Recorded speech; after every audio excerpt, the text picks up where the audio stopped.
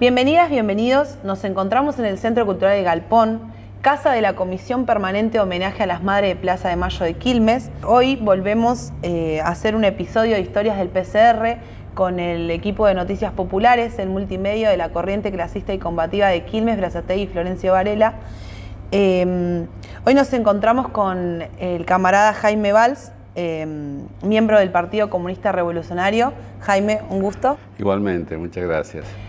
Para poner en contexto esta entrevista, en Argentina, en la década del 70, venía arrastrando 20 años de gobiernos de facto.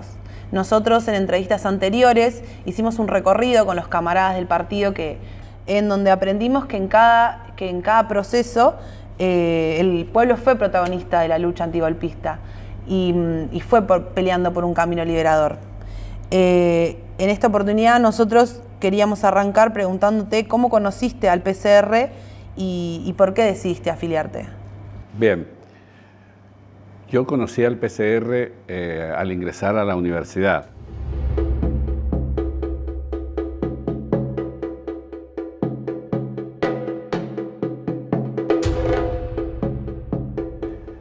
En el año 1971 yo ingreso a los estudios universitarios en Mendoza, en la Universidad Nacional de Cuyo.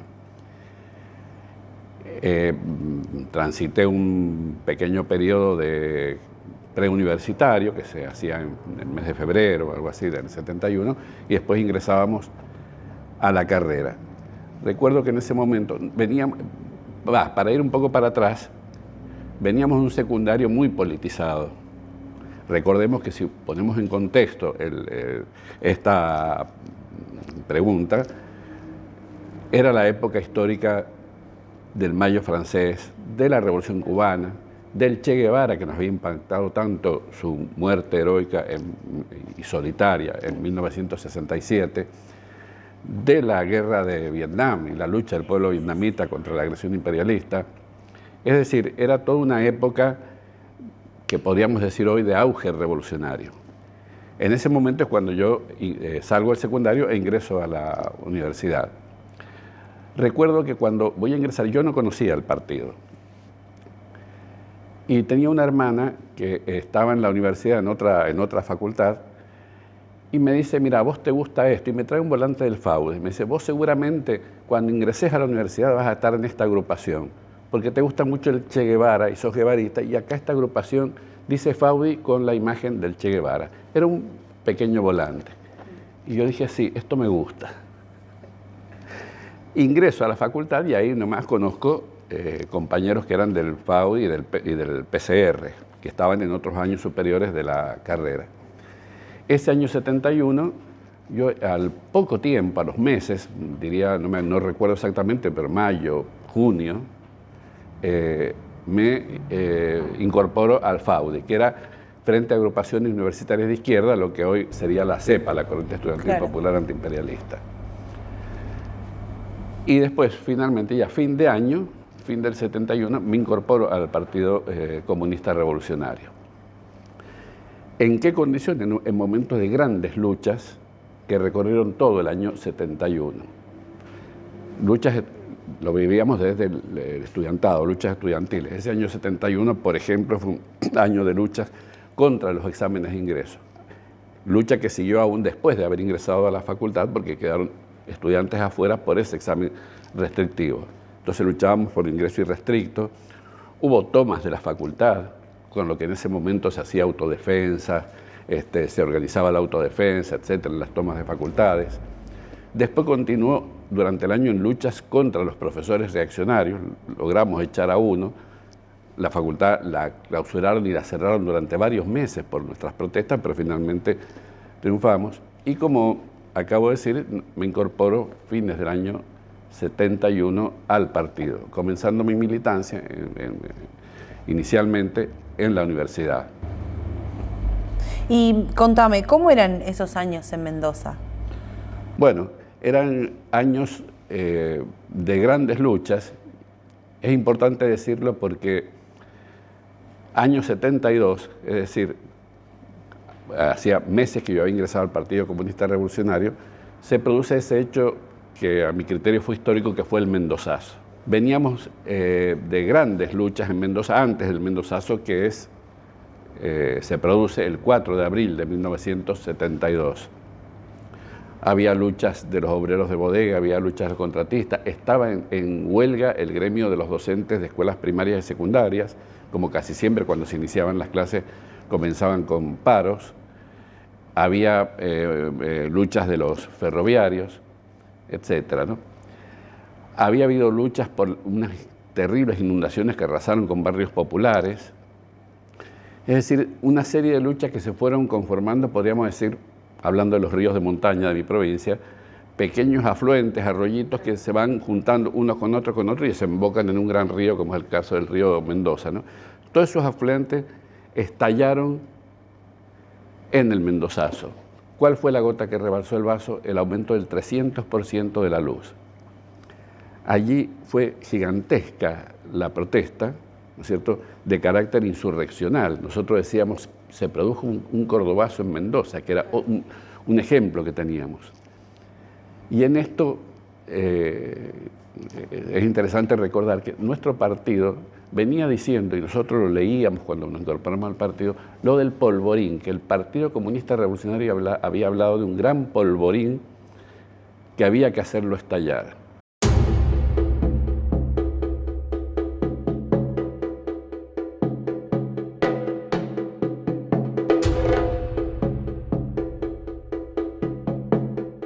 Frente a otros que decían, no, estamos en un retroceso, estamos en reflujo, no pasa nada contra la dictadura, a la dictadura enganía no hay con qué darle, dictadura que ya en el 72 había sido reemplazada, estaba el dictador Lanusse de presidente, ¿no? Y vimos que el polvorín también fue posible en Mendoza. Es decir, también estalló en Mendoza el polvorín, es decir, Mendoza no era la provincia conservadora, de derecha, etc. Ese era el clima que se vivía. Y esa era la preocupación nuestra era ir al movimiento obrero. Ya a menos de un año de mi militancia en el PCR, junto con otros compañeros decíamos, hay que ir al movimiento obrero. Desde ya que desorientados, porque hay que decir que teníamos una idea que después la revimos. Yo en mi caso dejé de militar en la universidad a posteriori, que era... no somos el centro del mundo los estudiantes, ¿no? Es decir, es un afluente muy importante para la lucha, ¿no es cierto?, popular, pero no es el que va a ir a dirigir al movimiento obrero, ni que le va a ir a dar una teoría, ni el que lo va a ir a instruir. Tenemos que al revés aprender de ellos. Y yo como síntesis digo, tuvimos una lección ahí en ese momento, que fue, en ese periodo del Mendozazo, había también, confluyendo con esas luchas, una gran huelga de los obreros cementistas. Y fuimos a una asamblea de los obreros cementistas.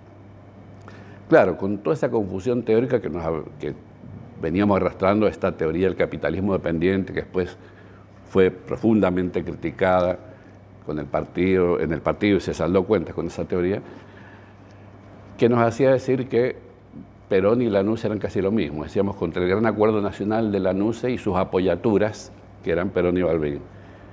Fuimos a ese encuentro con los obreros, nos aplaudieron, nos abrazaban, estaban con las esposas, con los hijos, por la solidaridad que habíamos tenido con ellos. Cuando una compañera sube al escenario a hablar, porque le piden que hable, y le dice, lamento decirles, compañero, que Perón no es lo que ustedes piensan, etcétera, etcétera. Perón está traicionando, no sé qué dijo, algo así.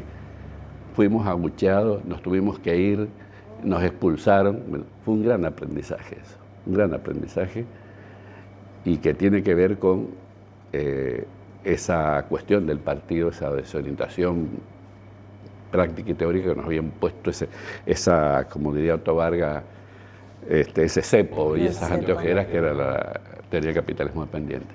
Pero ese era el clima de Mendoza, y ahí fuimos avanzando, ¿no es cierto?, y ayudados por el partido, desde allá cuando empezamos a ver todo eso. Así que bueno, ese fue el clima que desembocó en las elecciones del 73, ¿no? Eso. Y contanos, para ir avanzando un poco, ¿cómo es que fue lo de tu detención? Bueno, porque tu detención fue antes. Antes del golpe, claro. Para eso yo te daría un breve paréntesis. Sí. por lo que te decía del 73. Sí. Yo en el año 73 estuvimos en la lucha, en la pelea, en la calle, etcétera, como nos veníamos educando en el partido, hasta que me tocó todo el servicio militar. Así, año 73, en las elecciones estuve haciendo el servicio y salí en el 74 del servicio militar. Año 74, que es como yo te decía recién, cuando dejé de militar en la universidad. Claro. ¿No? Para mí fue un cambio impresionante, porque fue el ver el movimiento obrero, popular, campesino, es decir, dejar de lado esta, por ahí como una especie de cápsula, claro, ¿cierto?, que era ver solamente desde lo estudiantil. Así que bueno, en ese proceso comienza una militancia donde íbamos a fábricas, empresas, centralmente una empresa que era la bodega Giol, ¿no? Allí es donde me detienen ya año 76, ¿no?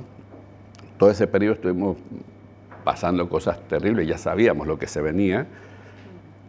Nos impactó profundamente, por ejemplo, en la lucha antigolpista, el asesinato de Wiener, después, ahí nomás, el de Rusconi, ¿no?, que es un momento realmente importantísimo para la vida del partido, ¿no?, porque nos podrían haber entrampado en cambiar nuestro blanco y nuestro enemigo, y ese grito de Rusconi, son rusos, y la posición del partido nos permitió afrontar la lucha antigolpista.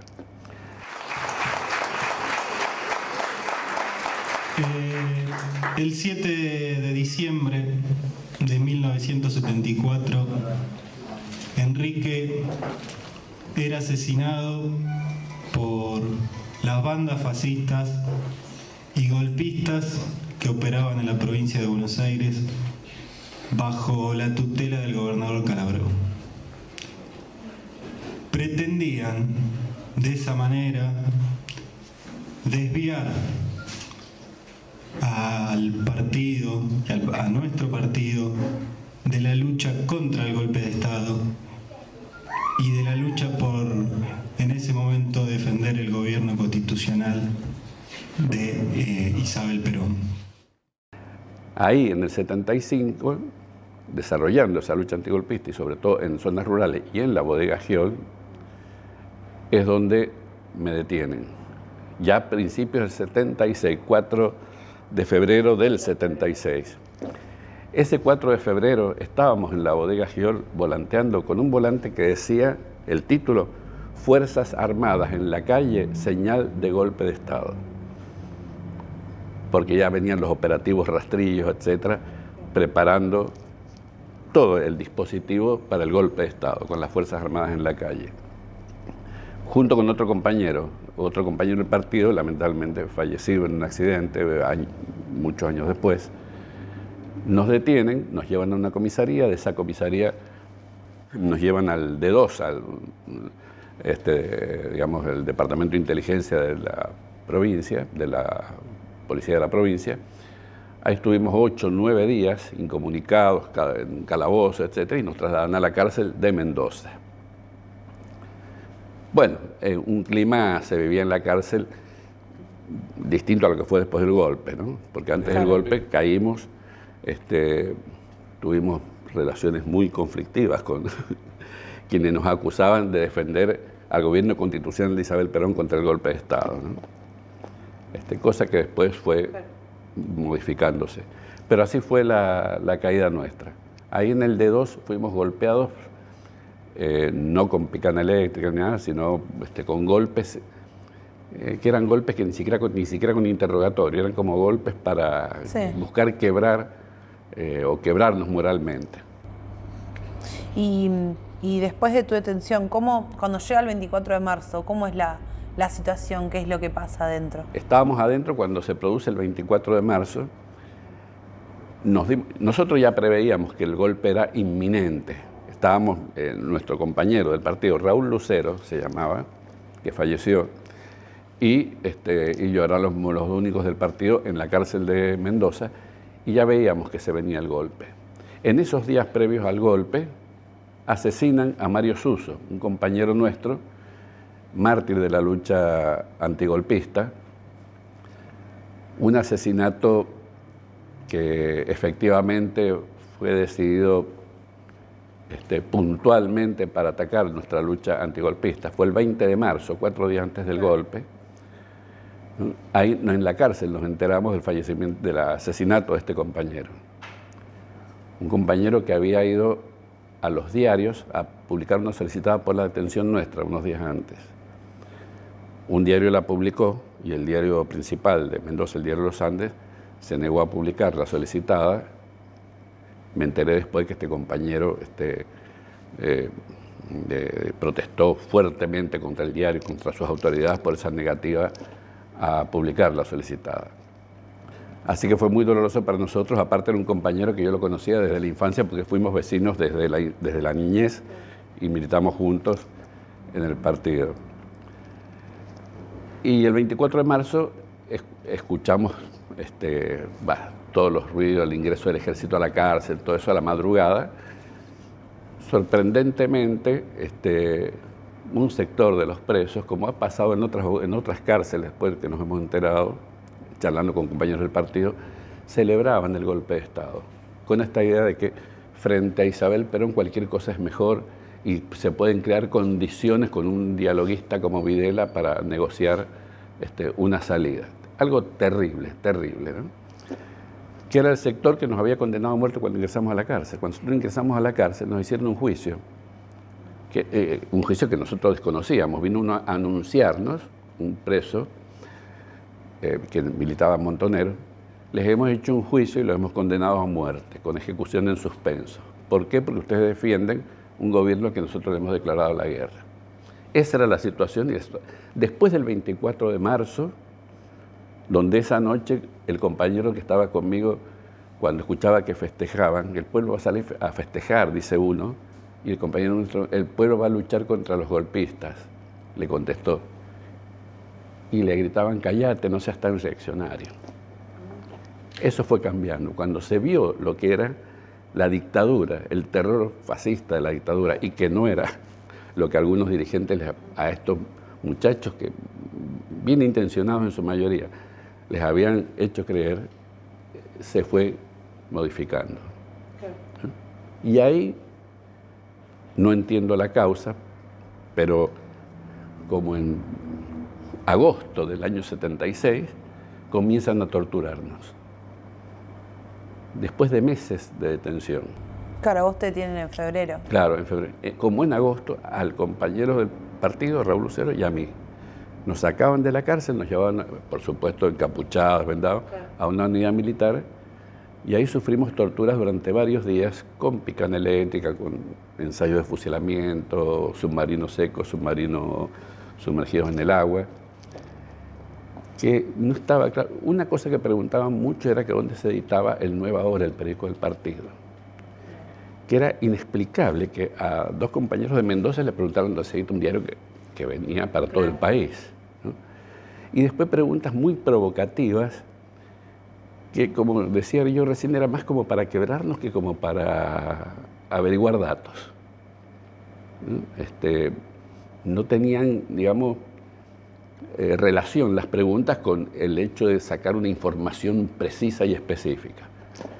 Y nosotros nos llevaban de vuelta a la cárcel, al otro día otra vez y así, ¿no? Y charlábamos con compañeros, no hay que hablar, hay que resistir.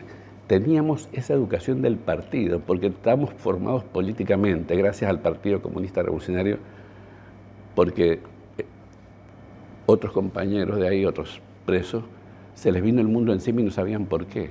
No tenían la idea de lo que era el Estado, que se mostraba ahí en toda su desnudez. No sabían lo que... no creían que había golpe, ni es más, nos decían que éramos ridículos por el golpe. Nosotros estábamos preparados. Entonces seguíamos firmes, hasta que de repente, un día para el otro, a las 7 de la mañana, nos levantan, nos suben a un ómnibus y nos traen a la cárcel de La Plata. No sabemos por qué se suspendieron los interrogatorios y las torturas. Y de repente caímos en la cárcel, en la unidad 9 de La Plata. ¿Eso fue como en el 78, 77? No, en el mismo 76. ¿En el mismo 76? En el mismo 76 llegamos a la cárcel de La Plata. Como siempre, entrábamos bueno, aeropuerto, de ahí a la cárcel, a los calabozos, y al otro día a la mañana distribuido en los pabellones.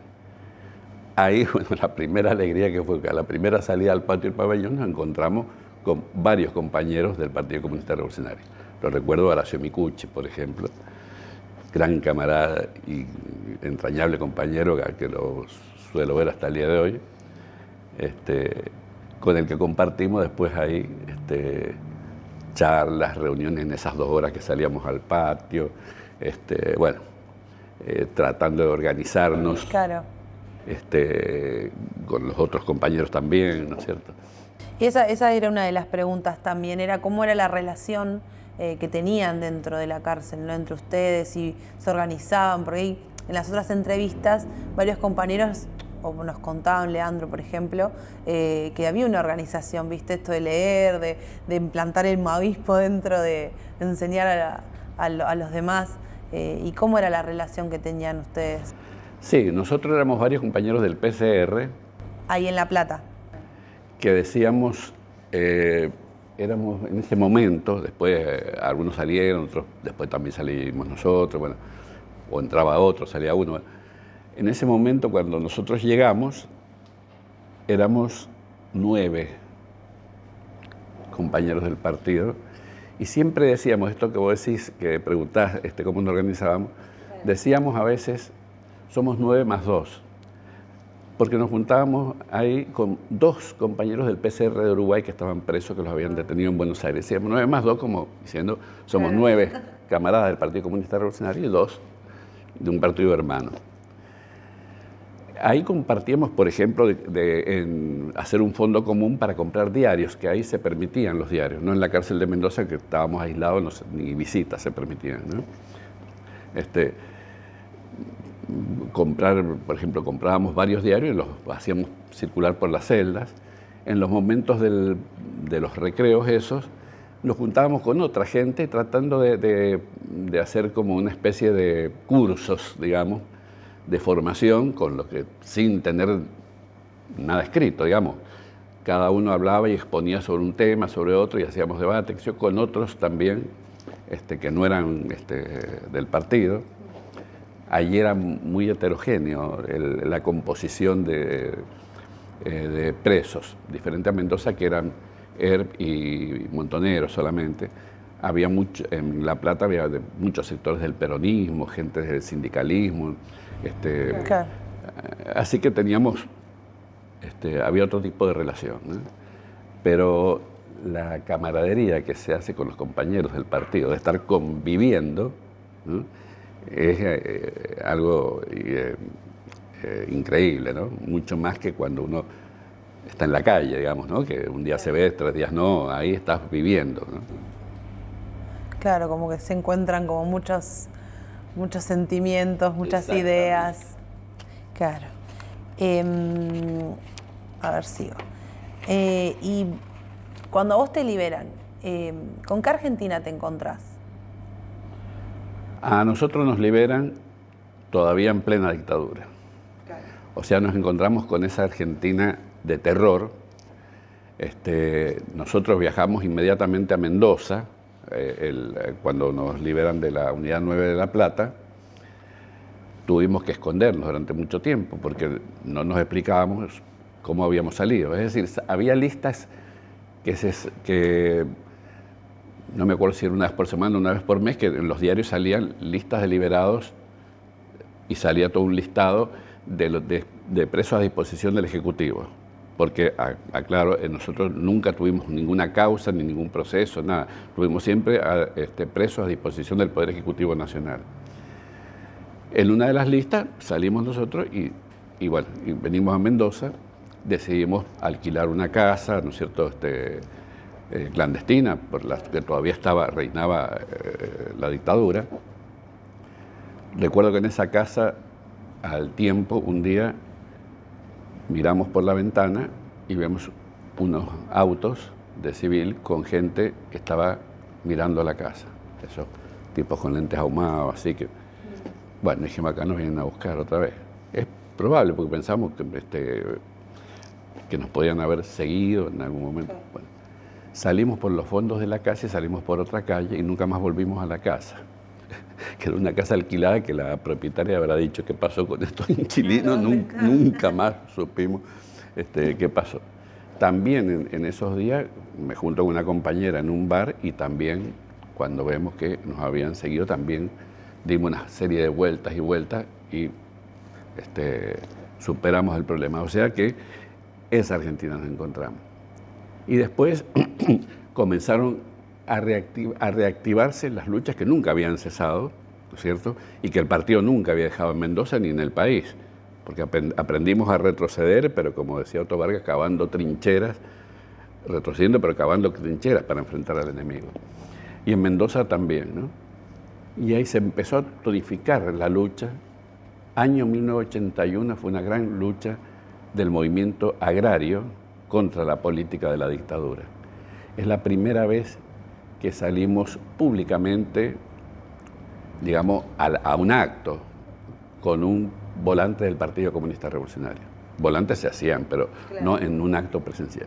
Y recuerdo que fuimos una compañera y yo, 1981, a una plaza, a la Plaza San Martín de Mendoza, donde estaban todos los productores agrarios del Valle de Uco, que figuran en los balances nacionales del partido, estos hechos de la lucha agraria mendocina, y nos metimos en la multitud, y cuando nos metimos en la multitud tiramos para arriba todos los volantes y cayeron los volantes por todos lados. Dijimos, no, nadie va a saber de dónde salen los volantes.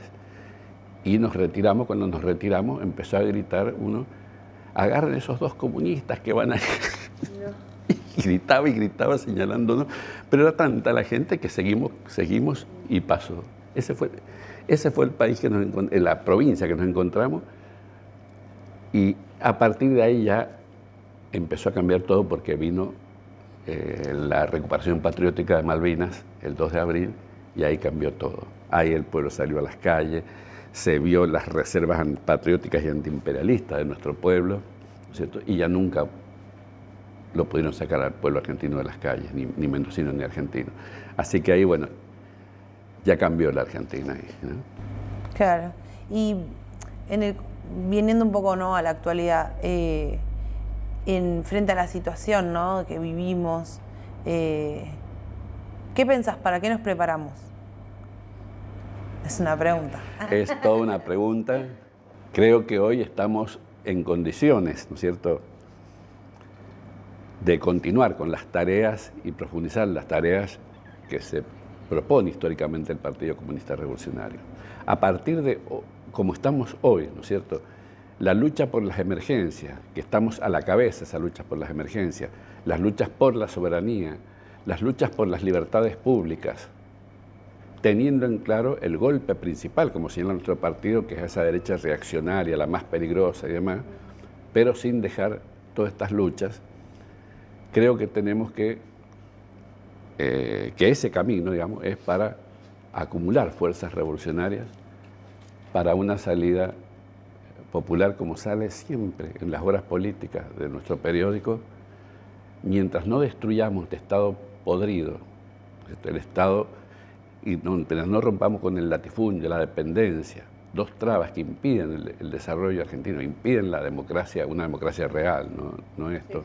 Sí. No hay solución.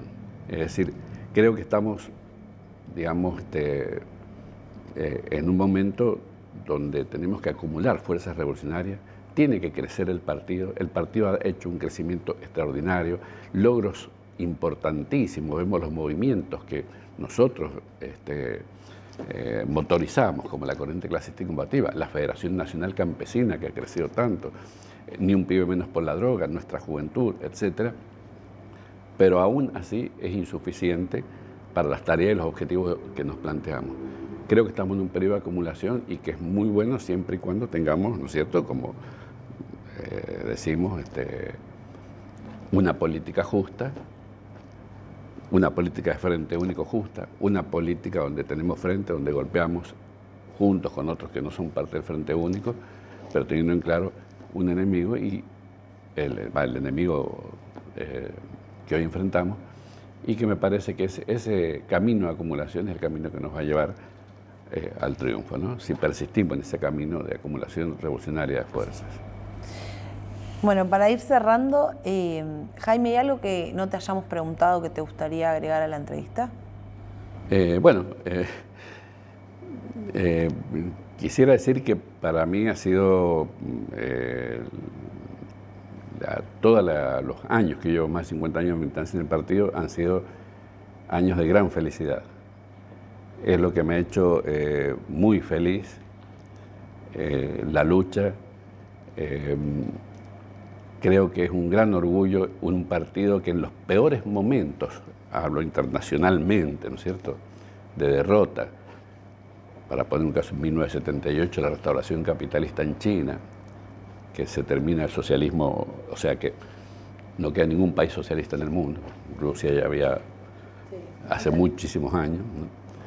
Mantuvo las banderas del marxismo, leninismo, maoísmo, lo cual no es un detalle ni es algo menor, es gigantesco.